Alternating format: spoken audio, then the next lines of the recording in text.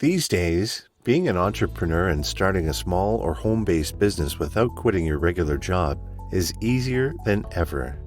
Consider how amazing it would be to put in the same amount of effort, but instead of working for someone else, you could launch your own business and make money for yourself.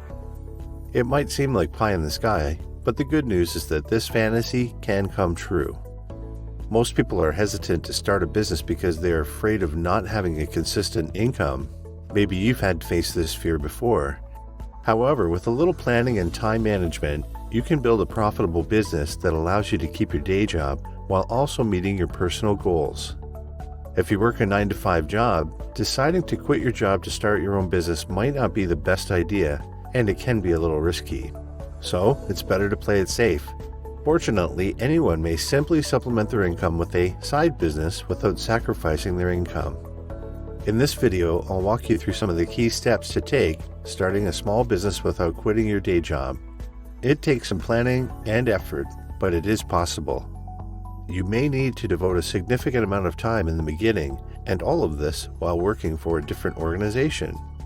Without delaying any further, here are 12 tips for starting a side business without quitting your day job. Number 1. Reevaluate your reasons for starting a side business. When people start thinking about starting a business, this is the most underestimated stage. You must be able to clearly explain why you want to start a business. There are numerous compelling reasons why you might want to do so. These might be as basic as earning more money, having more flexibility in your schedule, or diversifying your income for greater financial stability. Or they may be as complex as working on causes that are important to you, filling a vacuum in your neighborhood, or leaving a legacy for your friends and family. Number 2. Consider your interests and available time. Find something you're passionate about and don't mind devoting time to when launching a side hustle. Starting a business will consume a significant amount of your time. As a result, you should do something you enjoy. Examine how you use your spare time. Ask yourself, what is it you are truly enthusiastic about? It is not a good idea to use office resources to run your own business during office hours. Instead, you should work on your idea in the nights, weekends, and off hours until it is completely viable. You'll be able to reduce risk, produce consistent earnings, and pursue your interests using this strategy. In regards to time, it is important to master time management because you'll be working 2 jobs. One typical reason for not starting is a lack of time. Usually this isn't the real issue. Most people find that if they audited how they spend their time, they have plenty of time to work on a side business. Determine how many hours you will devote to your new business ahead of time and determine when you'll be doing most of your business work. Set aside time to work on your side business, even if it's only 30 minutes a day. You must master productivity and time management in order to run a profitable business while working full-time. Don't forget to subscribe to the channel, and remember that you have to have a very good money mindset in order to manage even a small business. So check in the description my number 1 recommendation that helps you achieve that mindset. Number 3. Research. Questions, questions, questions. Ask questions. Also, do some study on individuals who have successfully followed a similar path, and learn from others who have tried and failed to start a side business, since this will save you a lot of time and effort. This will help you stay on track and avoid the frequent pitfalls that individuals make when beginning a side business. Take your time with this phase because your side business could become your primary source of income. And talk to individuals, do some online research, and devise a strategy. The strategy will assist you in getting your business off the ground. Get started as soon as you're comfortable. You are not required to inform anyone.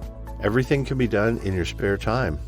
It may be stressful at first, but the more work you do today, the less you'll have to do afterward.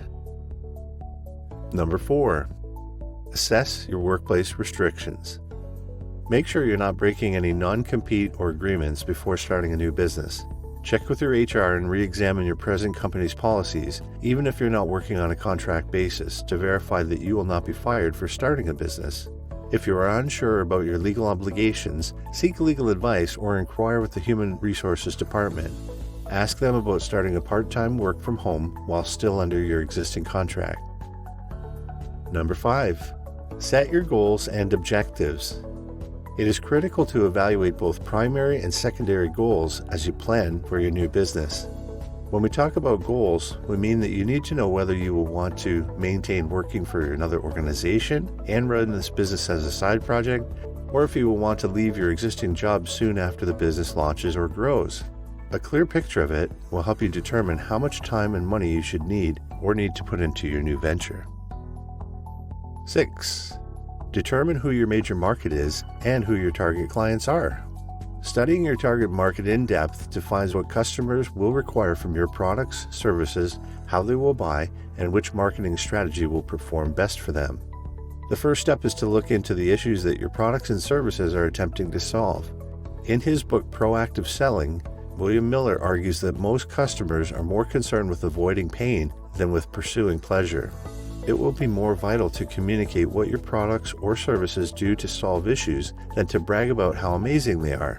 When serving multiple groups of individuals with similar demands, it's critical to identify your key market, or the individuals who benefit the most, have the most need for them, and have the financial means to purchase on a regular basis. It's also worth evaluating if you want to target a broad or narrow market, as this will influence your client acquisition versus customer retention decisions.